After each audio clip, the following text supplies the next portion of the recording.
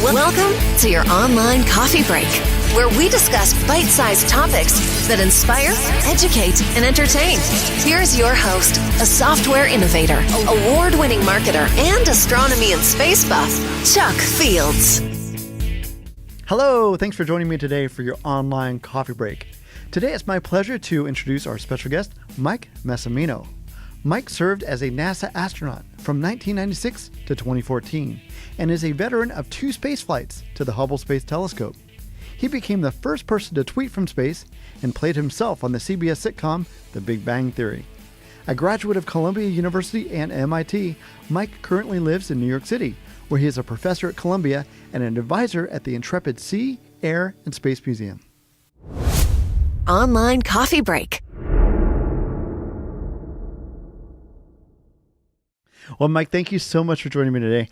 I did want to let you know I've really been enjoying your book, Spaceman and Astronaut's Unlikely Journey to Unlock the Secrets of the Universe. I know it's a New York Times bestseller, and of course I can see why. Now, I love talking about the passion and where that comes from, and I love your story of how the first Apollo moon landing impacted you. I was wondering if you could tell me just a little bit more about that. Well, I was 6 years old. We're coming up on the 50th anniversary of that, so... But the lead up to that, Apollo 8, when they first orbited the moon, and Apollo 11, there was a lot of commotion back there, a lot of interest, excitement about this happening.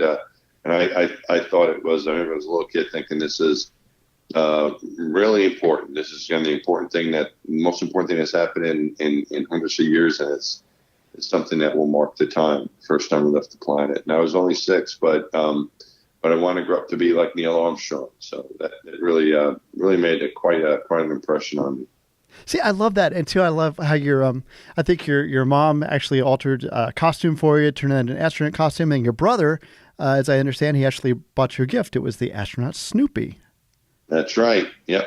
So that's incredible. Now, as a kid, a lot of us have that interest in being an astronaut or whatever dreams we have. But, as we get older, sometimes those interests fade a little bit.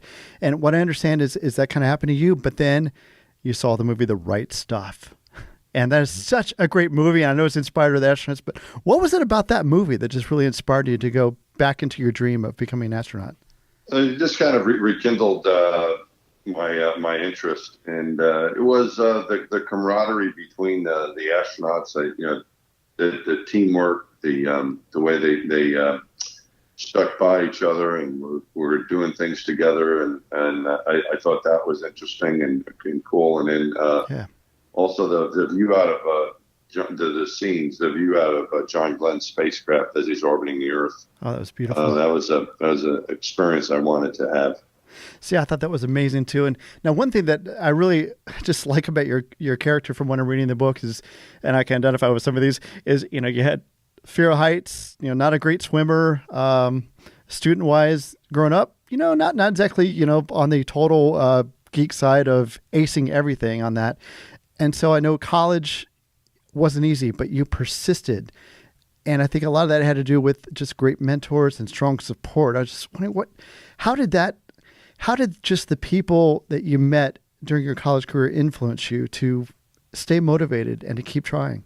If you give up, it's all over. So it's important, I think, to keep trying. And I think one thing in my case and I tell this to young people that if you're having trouble with something, it's not because you're stupid or anything. It's just that things are sometimes difficult and sometimes need a little help. So. I learned as growing up that whenever you have trouble in school or where it might be, go seek out help, talk to the teacher or the teaching assistant or whoever is available to you, and maybe the approaching is a little bit differently. Just don't give up. Just look for a different way to go about whatever it is you're trying to do and give it another try. See, that's great advice. And one thing that I also like the story of how you were at MIT and presenting your research for your PhD. And obviously the first time, that was kind of tough, didn't exactly go the way you wanted, but you just came back with a vengeance. And I love the story about teamwork. I mean, you had other students that actually volunteered their time to kind of help you go through that. Yeah. as you described, I didn't my qualifying exam I had to take to get my doctorate degree, and didn't do well the first time I tried it, but I was going about it, I guess, the wrong way, and it was an oral exam. It was written in also an oral exam, and so you had to be good on your feet, and wasn't something that I had practiced much. So that was the part of the exam I particularly had trouble with. Sure. So talking to some others, they had said they had the same trouble when they took it. It was just that they prepared a little bit differently by getting other people and other students at the school to help by asking them questions like you would be asked in the exam, which is you have to think on your feet and answer quickly without writing it down on a piece of paper. You had to give what you were talking about, what you were thinking about, what you were thinking about. You had to express verbally to a group, and so just practicing in that way was a big help. See, I think that's incredible. And Mike, as I understand, your research was sort of on the human side of engineering, and if I understand right, one of your projects, once you got your PhD, was working on the robotic arm control. I was just wondering if you could tell us a little bit more about that.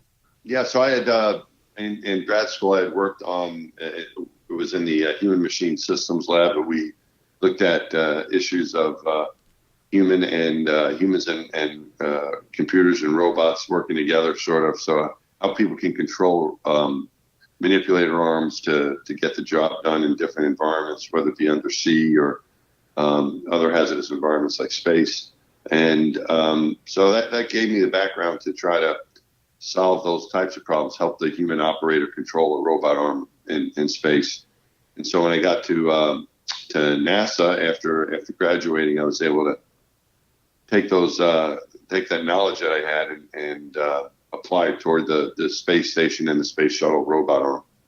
See, I think that's incredible. That had to be surreal too, because just jumping ahead, when you went on the first flight, STS-109 in 2002, I was just wondering, I mean, just all of us down here on the home Earth couldn't imagine just the beauty of looking at the Earth from space. And I was just wondering if you could describe what that was like the first time just you looked down and what you thought. Yeah, the first thing you want to do when you get to space is take a look, and when you get up there, and so you make it to orbit, and I unstrapped, and while I was still in my spacesuit, floated over to a window and took a look, and it was during the day, a day pass over the Indian Ocean, and it was spectacular. That's the first thing you want to do when you get there is see what it's like. Take a look around.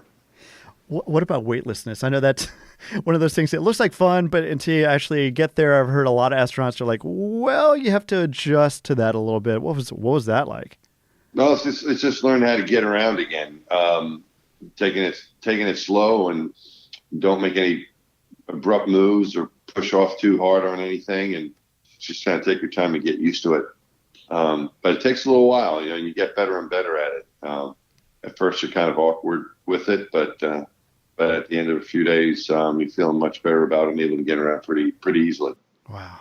And Mike, we've got a lot of, I'm a software geek by nature, and one of the things that I think you hold the record for is you actually sent the first tweet from space in 2009. Yeah. I think it said, "From orbit, launch was awesome. I'm feeling great, working hard, enjoying the magnificent views. The adventure of a lifetime has begun." What motivated you to do that? I know you have just a huge Twitter following, but what motivated you to say, "Hey, let's get this tweet published"? Well, it really wasn't my idea. Oh, really? At the time, I flew in May of 2009, almost 10 years ago now, and right around that time, a few months earlier, social media, particularly Twitter, was starting to become more popular. President Obama tweeted during the inauguration. Right. I remember hearing about it. I was focused on trying to get ready to fly in space, so I really wasn't paying attention to much else. But I remember hearing about it, and NASA saw this as an opportunity to share their story, get the word out about what's happening, and they approached me. It wasn't my idea. Okay. About a month before the launch, they came up to me and they had cleared it with my commander, and it just was a timing thing that we happened to be flying next, and they thought that I would be a good candidate for the person to be able to send the first tweet from space and to start with the Twitter. using Twitter. And so I said, okay. And they set it up for me, and I started tweeting, but I guess it was that last month or so, telling people what I was doing and how I was getting ready to go to space. And then I was able to, once I got to space, and I sent the first tweet from space once we got there successfully. See, I think that's so amazing because, again, we always want to follow along, and I think that started obviously the trend of, we want to. Not all of us can go, and here you are tweeting, telling us what it was like up there. And I think back to when astronaut Scott Kelly spent his year in space, and he was actually, obviously they had pictures, and he was sending a picture every night, and it was just a way for the public to identify and almost be there with them. So I think it was just wonderful the way it worked out on that.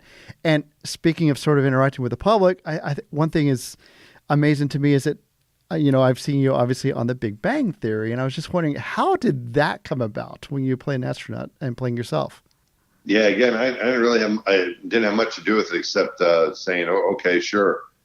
So what happened with that was, I think it was the deputy administrator of NASA at the time. This is going back to like 2011, so a few years ago. Sure. Lori Garver. At some event or someplace, she ran into one of the creators of the show, Bill Prady, and mentioned to him about she liked the show and they should maybe do something with NASA, and he said, well, let's talk to the team about it. And I guess he went back to the writers and the other producers of the show, and they thought that there might be an interesting thing to do to maybe send one of their characters on the show to space. And would that be possible to do that? Is that a good storyline that was legit or not? Or is that too far-fetched? So they reached back out to NASA, would say, yeah, we have this idea, and we'd like to speak to an astronaut about it. And so that worked its way through public relations at NASA headquarters in Washington, and ended up with a phone call to me asking me if I would be interested at some point when I was out in L.A. to go by the Warner Brothers studios and talk to the writing staff and Bill Prady and the rest of the team there. And I said, sure. And it just so happened I was going out there on personal travel, actually, a few weeks later. And I just spent an afternoon over on the Warner Brothers studio lot in their writer's room, and just answering questions and getting to know those guys. And it was really fun. We talked about different things about being an astronaut, that they wanted to know. I told them some stories, and then I went to a taping, helped them with the script. They sent me the script, and I gave them some comments. Nice. And then I went to a taping, and then that was pretty much, I thought, the end of it. But then a few months after that, about 6 months after I initially met them, I got another note from Bill Prady asking me if I wanted to come on to do a cameo. So throughout the show, even at that point and since, they'll have people come on and play themselves in different episodes. And so I agreed to, of course, to do that. I thought that would be a lot of fun. So that's how it started. And in one episode, it turned into a total of 6. So nice. I'm still good friends. I'm hoping to get out there and see them before they stop taping. So I'm hoping to get out there soon to see them before they tape the last episode. Oh, that would be great. Well, we certainly enjoyed you playing your character, playing yourself on that episode on that. Now, yep. I want to switch gears real quick. Mike, we just came off this wonderful mission by SpaceX where Crew Dragon tested their Demo 1 vehicle for the future of human spaceflight. I was just wondering, what are your thoughts on that? What are your thoughts on the commercial crew program? Yeah, well, I think it's great, and I think we're turning the page and getting to the next era in space exploration, privatization, and I look at it as two things. It's privatization for private citizens to fly in space. These private companies are doing that, and then there's also companies like SpaceX and Boeing who are working with NASA to develop spacecraft that NASA will more or less hire out, almost like rental cars, sort of, to send astronauts to the space station. But we've seen SpaceX be successful with sending their Crew Dragon vehicle to the space station. I think the next step for them is to get astronauts inside and send them up to the space station, and that will be pretty significant. It'll be the first time we send astronauts to the space station from the United States soil. We've been launching our astronauts on Russian Soyuz spaceships, which has been great, but it's nice to have another option launching from the U.S. again, and that'll be the first time we've done that since the shuttle program ended. But also, I think what's interesting is in the private sector as well. Virgin Galactic has had 2 successful launches of their test pilots into space recently, and I think it's just a matter of time, a few more launches, and they'll be starting to send some of the paying customers, private citizens, into space. So I think it's a pretty exciting time. I think this next year is going to be really exciting. I think it's kind of cool. It's the 50th anniversary of the Apollo landing, and we're at this time now, 50 years later, where this privatization, commercialization of space is taking place.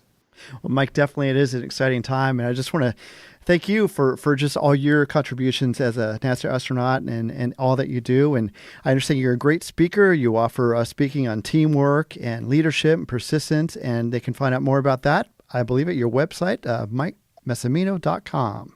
Yep, it sure can. And I appreciate your interest and your time. And thanks for having me on your show. Online coffee break. Wow, I really enjoyed talking to Mike today. If you'd like to find out more about him, just go to his website, MikeMassimino.com. I want to thank Mike for joining us today. I want to thank you for joining us today as well. If you'd like to comment on today's topic, just go to our website, onlinecoffeebreak.com, or follow us on Facebook or Instagram at Online Coffee Break. We'd also love it if you'd rate us on Apple Podcasts or your favorite podcast application. And of course, if you'd share this episode with your friends, we'd appreciate that too. Thank you so much for joining us today. See you next time. God bless.